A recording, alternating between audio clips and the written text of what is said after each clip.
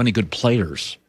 So I'm watching the Seahawks last night, and they literally turned around their defense by giving up a draft pick for Carlos Dunlap and giving up a bunch for Jamal Adams. And you know what they don't miss today? Any of those draft picks. They're 7-3 and in first place in the toughest division in football. You look at the L.A. Rams. I live in Los Angeles. Joy and I do. Aaron Donald, they drafted, but they went out and got Jalen Ramsey and gave up a first-round pick, and they went and got Andrew Whitworth, the left tackle that saved Jared Goff, and they went and got Robert Woods in a trade, and they haven't had a first-round pick since Jared Goff. You know, you start looking around and go look at the NBA. This is why the Green Bay Packers, who they pay their house off, they put all the max money in the 401k, but they never go for it. And what is Green Bay missing? A star player on defense. Is that you go look at the last 3 NBA champions. The Lakers gave up a ton of picks. People complained, oh, they're giving up 4 players, all these picks for Anthony Davis. You know what they don't miss today? Picks. This is the worst draft of my life. Remember when Toronto got Kawhi Leonard and everybody said, it's a 1-year rental. He doesn't like Canada. He doesn't like cold. You were right. I forgot what they gave up. Nobody cares. By the way, Golden State, Kevin Durant. Nobody cares. It's like, I love the draft, but especially the NBA draft. The kids are coming in right out of high school. I mean, they got 1 year of college. They go right to the NBA. They're not ready to do anything. Even the guys I like Ja Morant, who I really like, he's at 1 through 10, he's at about a 6.5, 7. He's still got to mature, playing big games. Zion Williamson can't get his body right yet. So in the basketball, I would give up everything first. I'd give you up 10 years of #1 picks for Anthony Davis. Who cares? I mean, look at how many players and draft picks the Pelicans got this morning. They were still forced to sign Brandon Ingram a month ago to a massive contract, which you're stuck with that now for a good player, but he's a B player with an A contract. It just doesn't matter. Like Jamal Adams for Seattle, I thought they gave up too much. I don't think a safety is worth 2 first-round picks. I still don't love that. But this morning, he and Carlos Dunlap have saved the defense. They're just in every – I mean, just look around everything right now. Look around all Mookie Betts, the Dodgers. Dodgers were winning their division every year. And then they gave up a bunch of prospects for Mookie Betts. And you watch the games and I watch the games. You're like, oh, yeah, I'll tell you what they don't miss, prospects. What's happening to the draft is that, and you know, the draft still has value.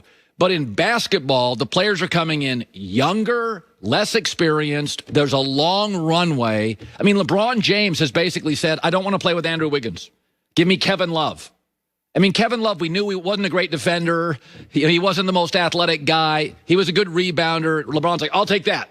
Everybody's like, Andrew Wiggins, 45-inch vertical. He's got to be amazing. No, give me Kevin Love. I'll take Kevin Love. I mean, LeBron James doesn't want to play in Miami. Didn't want to play with young guys. Give me Ray Allen. Give me Shane Battier.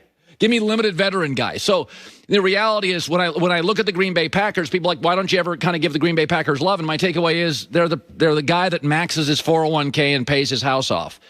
Green Bay doesn't have enough playmakers. They need like a playmaking linebacker and another pass rusher, and I don't think they're going to get past teams like Seattle and New Orleans. New Orleans went out, Emmanuel Sanders. Let's get another guy, add to our play. So I don't know. When I watched Seattle last night and Carlos Dunlap and Jamal Adams, I'm like, this is the future. This is what. And in Los Angeles, I saw the Lakers do it with AD, the Dodgers do it with Mookie Betts, and I watched the Rams do it with Jalen Ramsey.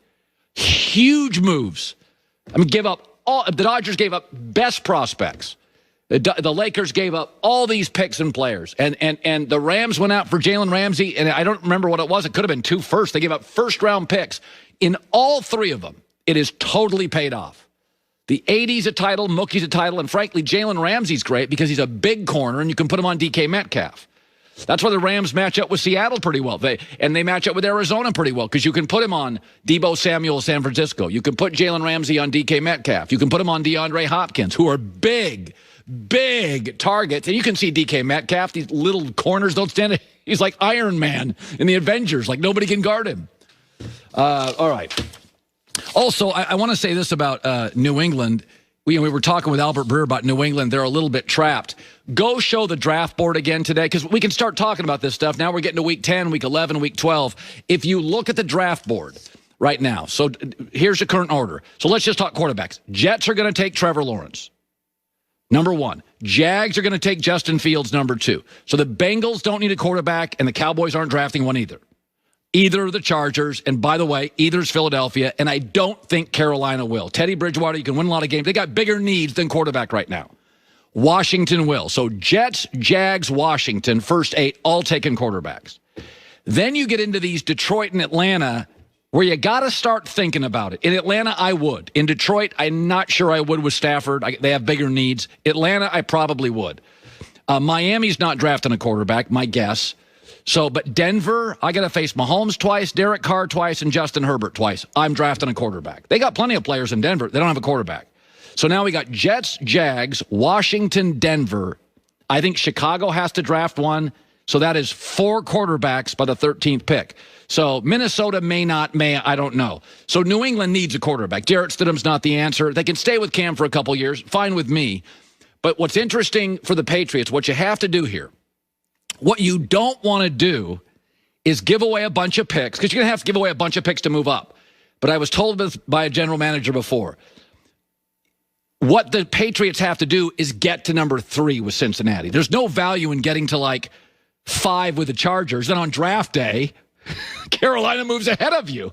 Then you've wasted all the picks and you get a worse quarterback. So it does look like we've got Trevor Lawrence is an A prospect, A+. Justin Fields is an A. I would say Trey Lance and Zach Wilson at BYU are very good prospects. And then Mac Jones at Alabama, he's something. I didn't think he was a year ago, but, you know, the people I trust and all the scouting stuff I look at, he's probably number 5, and maybe in New England you go there. But that's kind of the state of quarterback play in the NFL. You know, I start every season saying we only need about 3 more teams with quarterbacks. And by week 10, I'm always like, we need about 8. We need about 8 teams. Every year it's the same. No. Turn on the news. This is the Herdline News. The Texans will be without wide receiver Will Fuller and corner Bradley Roby for the remainder of the 2020 season. Both have been suspended 6 games for PED violations. Not will good. be out the rest of this year, yes, and miss the first game of 2021. Fuller announced on Instagram that he was suspended after taking what he said was prescribed medication that he thought was permissible. Roby also released a statement saying he unknowingly used a product that was contaminated with a banned substance by the NFL. So no one knows how they got, they know where they got them, but they didn't know that they were banned by the NFL. So they will both be out for 6 games. Another loss for Deshaun Watson, obviously. Who's playing great, by the way. Playing great. But the winner's Miami. Yes. The Miami Dolphins, when you're well run, it seems like you get all these crazy breaks. And when you're poorly run, it seems like you can't get one.